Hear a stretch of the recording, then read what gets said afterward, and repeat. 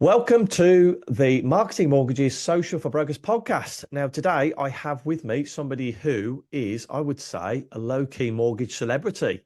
So the reason I say that is because whenever I'm chatting to clients, if they're old or they're new clients, and I mention his name, and if you're watching on YouTube, you'll know who it is. If I say Thomas Honor, they're like, oh yeah, I know Thomas Honor. And I'm like, how does this guy get about so much? So I'm honored to have him back on the podcast after he was on probably about 18 months ago. Now, Thomas Honor and his company was recently voted the best firm with 2 to 5 advisors in the HL partnership, and is always at the forefront when it comes to marketing his business, both online and offline. So today we're going to get into exactly how he does it, what he outsources, and what he does to help him build such a successful business. So, Thomas, thank you very much for coming back on, mate. Thanks for having me. You made me blush a little bit there. It is when I'm speaking to people like, oh yeah, I've seen him in the groups, I've seen him talking, I've seen his stuff. Yeah, I don't think I've ever been described as a celebrity before, but I'll take it, mate. Yeah, I'll take it. There we go. Yeah, That's the title for the yeah, podcast then. yeah. That's it. Was it a low key celebrity? You said. Low key celebrity, Yeah, yeah. That's is that quite a good description, that, isn't it? like a Z lister, basically? No, no, no, no, no, no. I mean, the way I say low key is he doesn't know he's a celebrity, but between people that speak, he's a mortgage celebrity to them, and you get so much positive feedback. Um, so yeah, so low key mortgage celebrity. You pulled it Anyway, back there. I'll pulled take it it. back. Didn't dug myself out of a hole there. Yeah. So before we get into the crux of it and talk about what you're doing in terms of marketing, how you're running your business, how you're squeezing it in, can you give us a bit of a background to who you are, your background, what you've done for anybody that doesn't know you? Yeah. So, like you said, my name is Thomas Honor. I run a mortgage brokerage in Brackley, which is South Northamptonshire, like right on the Oxfordshire border.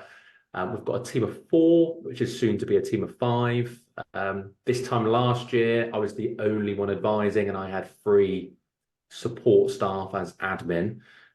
This time, that now as we speak, they're all advisors. So a bit of a Ah, shift awesome. That's internally. good. Yeah. So yeah, they're all CAS advisors. We trained them all up last year. So we've got myself and the 2 lads, Joe and Tom, another Tom, which makes it a bit confusing, both doing mortgage advice. And then we've got Hannah, who provides our protection and insurance advice. So because they've all moved over to the advisor role, we're just literally we've just got an advert out at the minute recruiting for another PA and admin. So team of 4, soon to be a team of 5, basically. Awesome. Yeah, that's kind of the basic overview. You know, like many people that are in this industry, started off in the building society world many moons ago. Spent like 8 years there. Worked as a branch manager. Became a broker. Initially doing South Build mortgages of all things, and then moved to kind of a more local brokerage in more of a management role, and then set my own business up after a fairly messy breakup with my previous employer back in July 2019. So as time of recording, kind of approaching the five-year mark of my own business. Awesome. Could you go back to an employed role? There's a question for you. Never. No, I don't think so, mate. Not for me now. Couldn't you? It's funny. Nah. I'm unemployable. Hence the fallout. No, I'm only joking, mate. That's I don't know what's happened there, but a lot of people that come on this podcast, like you say, you go through the corporate stage to get the training, to get the understanding, but then when you set up your own business or become a self-employed advisor, that's when you learn a lot of the tough lessons, don't you? Oh, big time, mate. Yeah, I mean, I was in a more senior role in my last my last employed role, so I learned a lot in there about managing. But yeah, when it becomes your own business and it's your own baby, and your name's above the door, it's a whole new ball game. So yeah, you learn lots and very quickly.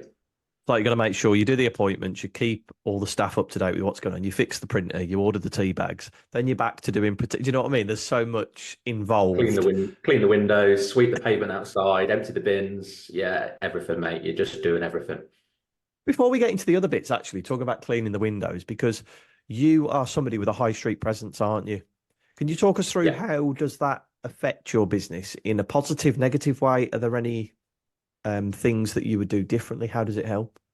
Yeah, good question. So for us, a lot of people ask like, what's your niche? What do you do? Like, are you first time buyers? Are you self-employed? Are you buy to lets? And Probably our niche, if we had one, would be our location. So where I am in Brackley, I'm focusing very much on being the go-to broker in Brackley for Brackley people.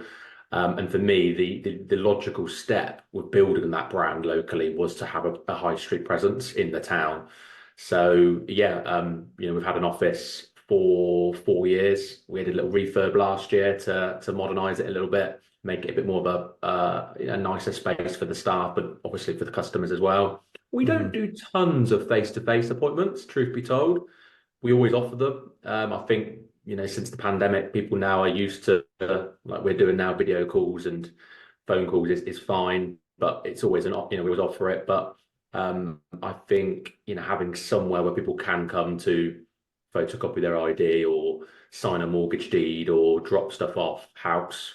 And, Hmm. again, people walk our alleyway where we're kind of linked between the main high street and the Waitrose supermarket. So it's quite a busy little run through. So people do see it, and yeah, you'd be surprised about people that say, "Oh, I've been walking past your office for months or years, and I knew I was going to Yeah. use you in a matter of time." So I think that has helped. We I don't think you ever get many people that kind of walking on the high street and going, "Oh, I need a I need a mortgage. I'll mortgage. pop in." But it's that kind of subliminal, sort of subconscious message where, when the time's right, they kind of know where you are and that you're there, sort of thing. So yeah, it just sort of, I guess, in short, mate, just fit aligned with our goal of being the go-to broker in Brackley, and it seemed logical to open up an office where, um, you know, to kind of enhance our presence. And to have that Brackley postcode on the bottom of the business card or the flyers, I suppose that's a great thing to have it. Like these people that have like PO boxes in London to say that they have a London address, whereas you've actually got a high street presence. So just a question that I thought the listeners would like to hear. So let's get into it because you are very well known for your marketing. A lot of mortgage brokers talk about you, and if mortgage brokers are talking about you, then I know a lot of clients will be talking about you or be very aware of you. So, with marketing in mind and what you do to run the business, what does your normal week look like? So, talk us through what would you do on a Monday, a Tuesday, Wednesday, Thursday, Friday? How would that week split up?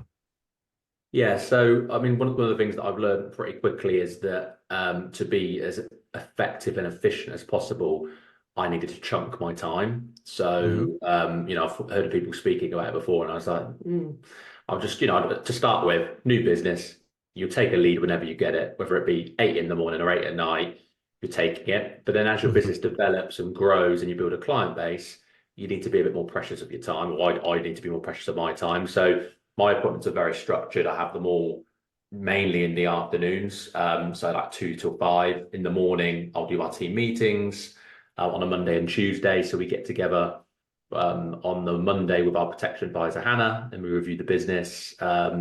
I give her any help or guidance that she needs. And then we sort of set a bit of a plan and actions for the rest of the week for her. Same on the Tuesday morning for the boys. Again, I'm doing appointments for my clients in the Mondays and Tuesdays. Wednesdays, probably the bit that's most relevant to this podcast, is my marketing day. Okay. So Wednesdays is blocked out. I kick all the guys out of the office. Ah, They work from home, and I just focus solely on marketing. So that at the moment looks like I write up the scripts for my videos. So okay. normally 2 to 3 videos I try and record every Wednesday. And they're like real type videos at the minute. So kind of landscape under 90 seconds long. So we do write all the scripts for those. I write up a blog once a week as well. Oh, wow. I didn't realize that. Yeah, and then I repurpose old videos into written posts and schedule those as well. And what else am I doing? And then we've just launched a podcast, which is kind of not directly linked to mortgages, but obviously does help to get your name out there as well. Oh, I'd like So to talk about the podcast as well shortly because it's something I've been harping on about for probably the last 12 months. And I got the idea from Gary V. And Thomas is actually making it happen. So it's really interesting to talk about that. But I want to go back to the week. So Wednesday is a full day that you're marketing, and then Thursday, Friday, you're then focusing back on the business, doing appointments, etc., etc. That's it. Yeah. So Wednesday blocked out, Thursday, Friday, very similar to Monday, Tuesday, really. So normally afternoons full of appointments, mornings could be doing research, speaking to BDMs. Often on the Thursdays quite busy after I've shut myself off on the Wednesday. So I'm kind of playing catch up on the Thursday, Friday with emails and admin as well. So that's a typical week, Hmm. but those That's people normally how it goes. normally how we like it to go, but running your own business doesn't always go run like clockwork. So that's kind of loosely how it goes. But normally there's a few bombs chucked in there along the way to throw me out a little bit.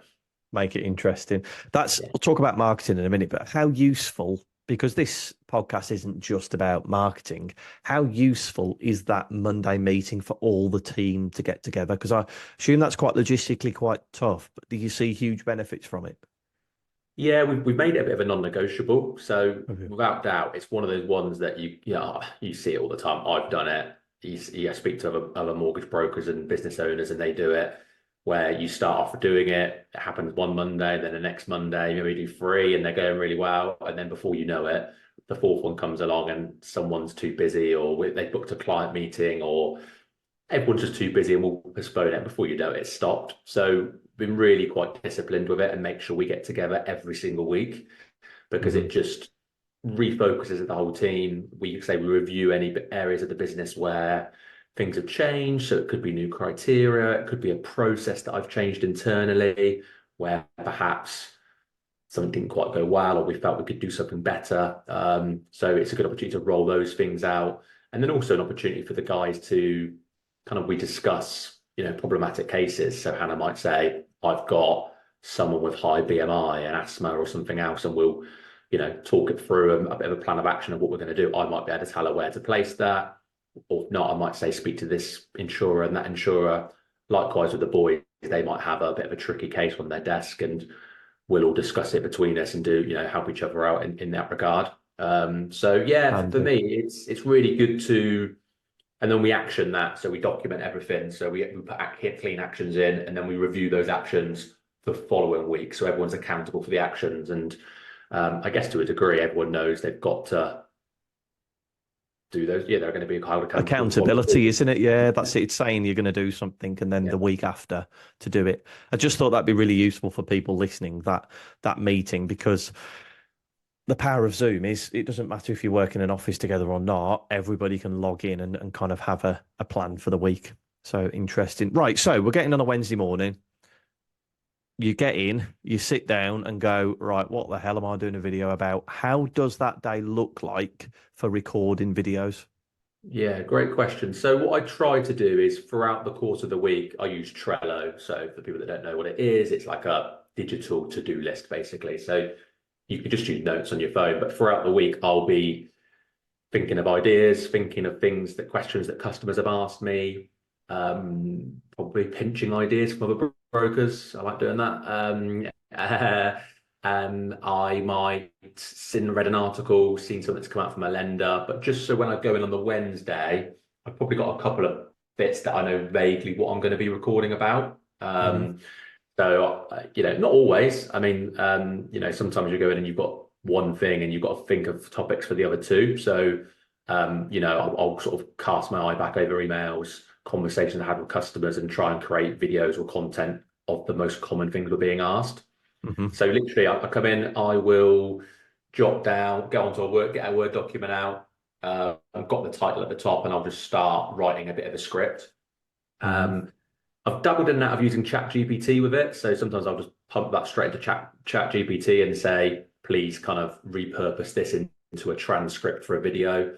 Hmm. Sometimes I've just written a script and it looks fine as it is. So maybe I'll put it in there to see if it can improve it anyway. If not, and then I put that into like a teleprompter on my phone, Hmm. and then get all the equipment out, tripod, lighting, and then just start recording to my phone.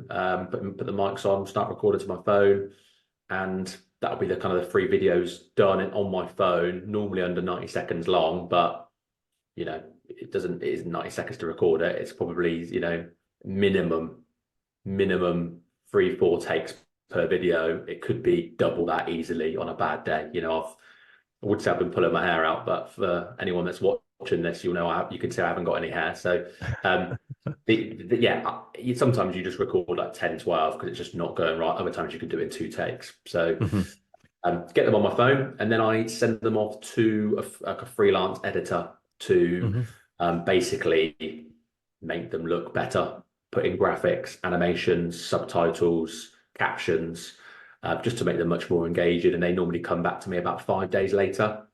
And then as part of that marketing day, I am scheduling all of those reels for the next week. So one on a Wednesday, one on a Sunday.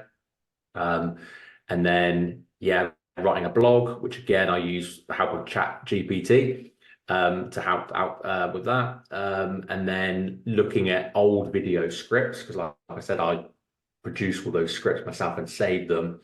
I'll go back to ones from like 3-4 months ago and put those into Chat GPT and say, repurpose this video transcript into a written post for Facebook and Instagram. This will be accompanied by a still image of me in the office on my phone or whatever it might be.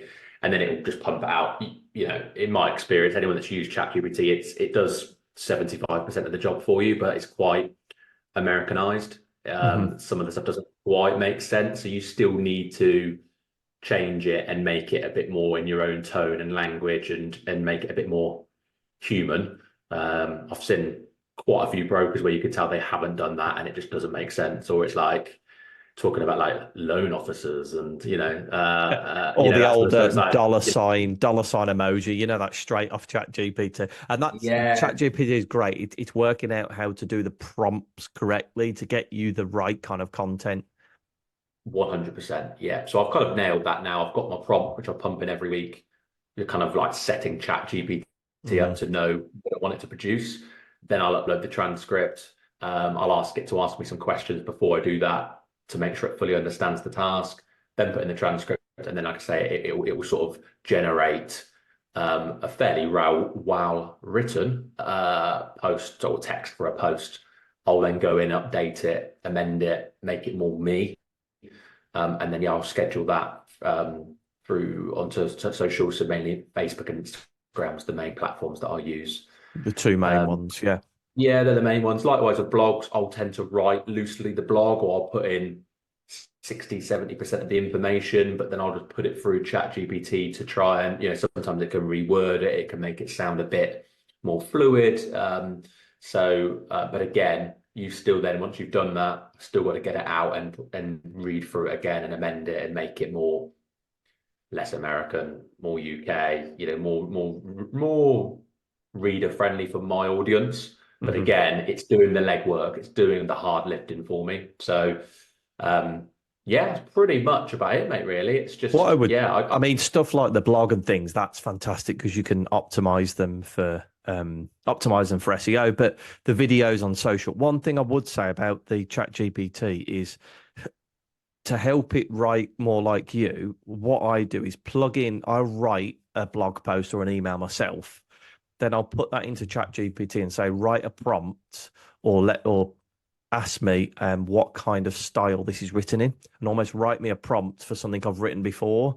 And then that helps me then write better ones after. But it's very good as a starting point, as you said, but then it's good to go in there and put your own stamp on it, especially with social media posts, because you don't want them looking the same as everybody else. When you're doing the content, you're coming up with the ideas. The great thing is you're coming up with very organic topics because it's questions that you've been asked during the week. What kind of topics do you find work best for Facebook and Instagram Reels, Thomas? That is a good question. I think it's very hit and miss in my experience. Like some of the ones where you feel are not going to be that great. You kind of, you get a little bit of a feel. You're like, oh, this is going to be a banger. Like this is a good one. I've nailed it here, and then they flop. And then another where you're like, oh wow, it will do. I'll put it out and see what happens, and they do quite well. So, I think there's lots of key elements to it which will help create videos that do well, and it's probably not always purely down to the quality of I guess the script or the information you're trying to get across. It's maybe how it's delivered. So Okay. it's is the hook. How is the hook going to get people? It's that first kind of 5 seconds. If you don't have a good hook on it, it will just flop. If so, you need to get to the point quite quickly. You need to have Yep. fairly good sound and audio. It needs to be quite engaging. You don't want it to be too long for reels. Well, most of them are capped at 90 seconds anyway. Mhm. I think it's a combination of lots of things that will kind of impact on whether it's going to be a success or not. That's Um, what I've noticed about your videos, and it's a big mistake that I see other people make is they'll almost like safeguard the information. So the video might be three things to do as a first time buyer. Okay, so that's the hook. And what people they'll start the video and go, right, I'm going to share with you today the three things that will help you buy a property as a first time buyer. If you haven't met me before, my name's John Smith. I'm a mortgage advisor, blah blah blah blah. And you're like, scroll past no one cares. because it's too long to get to that point. It should start as right. These are the three top tips as a first time buyer. And this is exactly what Thomas does. Number one, get your credit score in check. Number two, get your deposit ready. People don't want to wait for information anymore. If they wanted to wait for information, they'd go and read a blog post. There's a reason they're scrolling on Instagram, Facebook, or TikTok because they want that information fast. And Yeah. that's exactly what Thomas is saying there. Don't hold back that information at the beginning of the video. Give it as soon as you can. Yeah, and it's a learning thing. If you scroll far enough back, you will see me do exactly that. I'm not saying Did John you? Smith, saying I'm Thomas on, I'm a qualified mortgage advisor. I'm here to give you top tips. And no one really cares about that. Just get to the point as quickly as you can. It's obviously different on different platforms. So Mhm. as you know, like YouTube is far more educational. That's more about the longer form, the higher quality videos. Whereas what I'm doing is for Facebook Reels and IG Reels. They are a bit more sort of short form, quick, get to the point. People are scrolling. They're not looking for like a 4, 5, 6 minute video necessarily. They're just looking for like 60 seconds, quick fire. There is a different rule for different platforms, but I'm very much, really focusing on Facebook and IG. Yeah, get that information across fast and build that authority. That's exactly what Thomas has been doing. That you'll see he gets a lot of likes on his posts. And I always say likes aren't everything, but you can see why people are engaging with that type of content because it's fast, it's noticeable, and eventually, because he's drip feeding his branding into their feed every week, every Wednesday and Sunday, they're much more likely to contact Thomas than they would John Smith down the road that has done one post in the last 3 months. Another thing I wanted to speak to you about, and this is going away from the content, and you probably don't think it's a big thing, but it's actually something that I see and I'm impressed with, is you've set up automatic messages back when somebody messages you on Instagram, haven't you? Can you Yeah. talk us through, for anybody that doesn't know, what that is and how it helps your business on social? Yeah, it's a fairly quick and easy win that you could do on there. So it's just setting up instant replies that just kind of acknowledges that somebody has contacted you and that either that you'll be back in touch soon or you can kind of do anything on it really. I've kind of played around a bit. I think I'm on like my third different response now. I just kept it really short and sweet, but just thanks for your message. I'll be back in touch shortly. Or you Love could it. say this is not being monitored. It might take a couple of days. Contact us via phone or WhatsApp us if direct people somewhere else if you wanted to. I spend quite a bit of time on IG doing marketing and that sort of stuff, keeping up to date with trends and reels. So normally I can respond quite quickly. So I've just kept it really short and sweet, just a very brief automated response to say we've got their message and I'll be back in touch soon. Yeah, and for anybody that listening that hasn't got it set up, I would highly recommend it, especially if you're somebody that's maybe new to social media and isn't spending a lot of time on Instagram. So what you do is you go into Meta Business Suite, you go into automated responses, and it can anybody that messages you, even if it's like a response to a story or best case, I want to book an appointment, you can automatically send a message back saying, hi. You can set the personal name. So, hi, John. Thanks for getting in touch. We'll be in touch as soon as possible. If your need is urgent, please call us on this number.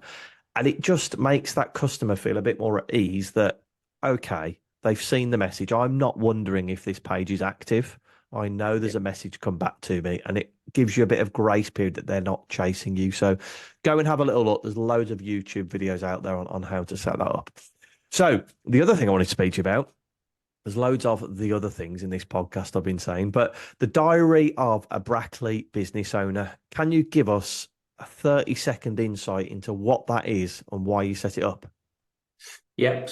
So we're kind of like deep diving into local business owners. So it's not necessarily directly linked to mortgages. I'm interviewing local business owners and finding out about their journeys. So behind the scenes, entrepreneurial insights, how they started the business, the struggles, the highs, the lows, just getting really under the skin of because a lot of people will look at business owners and go, wow, they're smashing it. They're driving around in their Range Rover, or they've got their nice house, and the kids are at ballet and doing this and doing they're on holiday, etc. But actually, do they really know the backstory and how they've got to that? Because quite often there's quite compelling stories that sit behind how it all happened in the first place. So I don't think people see that a lot. So I thought, you do have the whole diary of a CEO. So you've got Stephen Bartlett, which I love, brilliant, but often you can't always relate to that.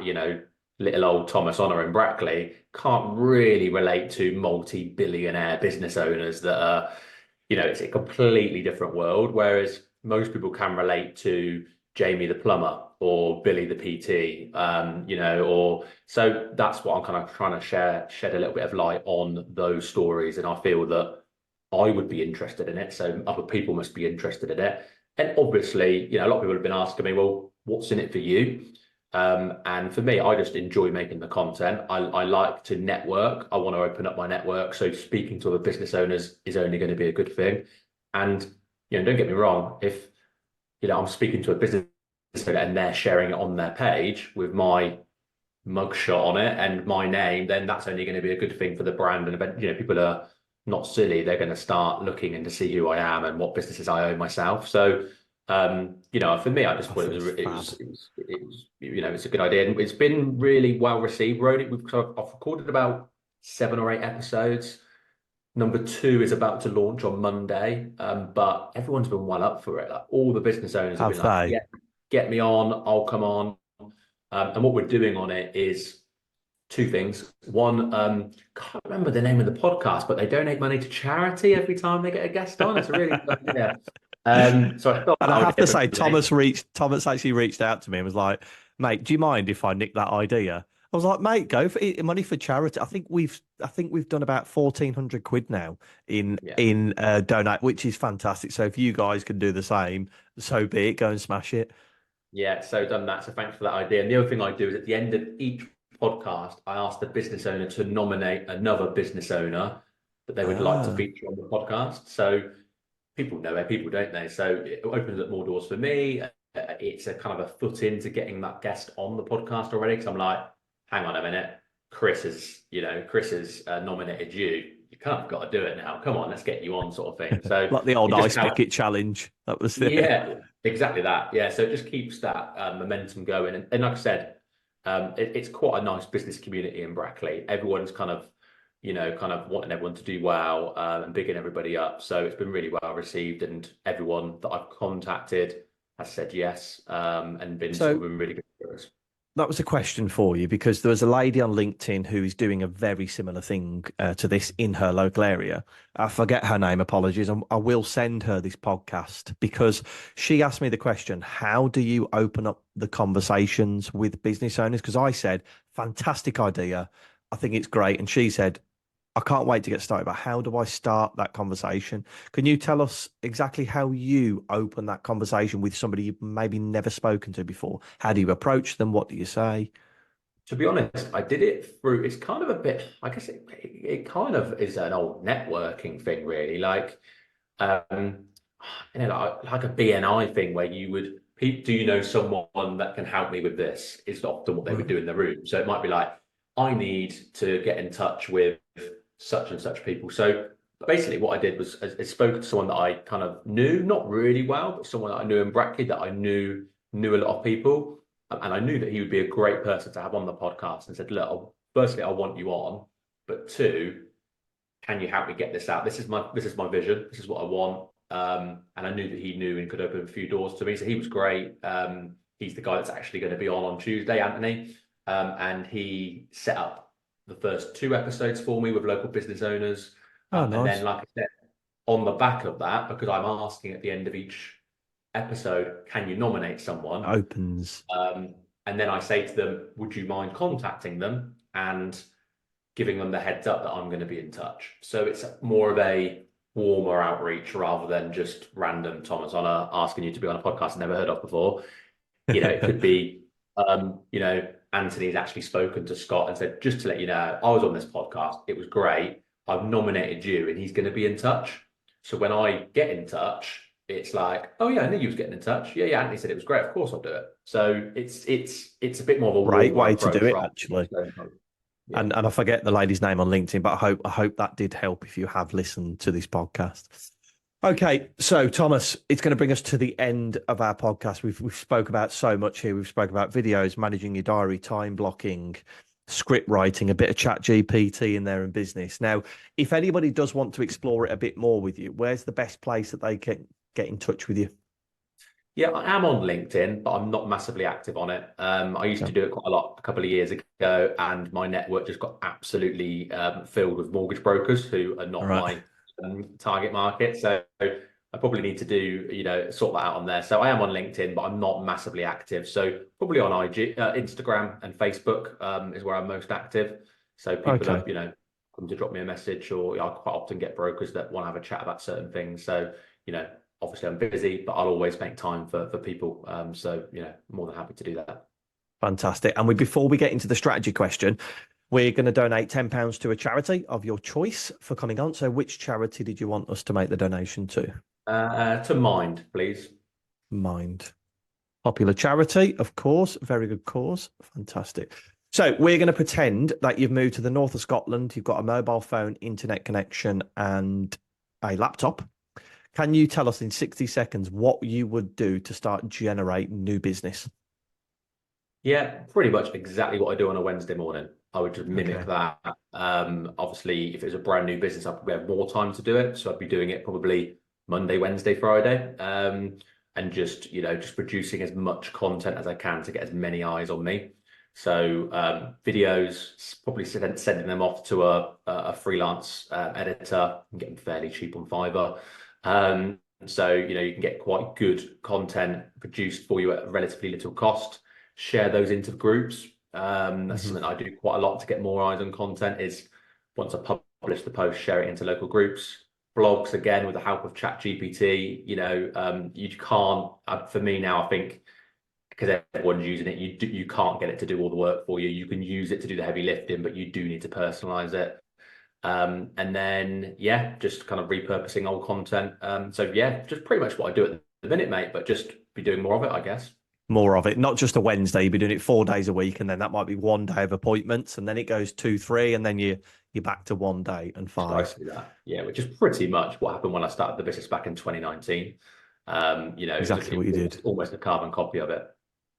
Awesome. Thomas, thank you so much for coming on. Really appreciate your time. And if anybody wanted to reach out to him, go and check out his content on Instagram. It's fantastic. Thomas, until the next time, thanks for coming on.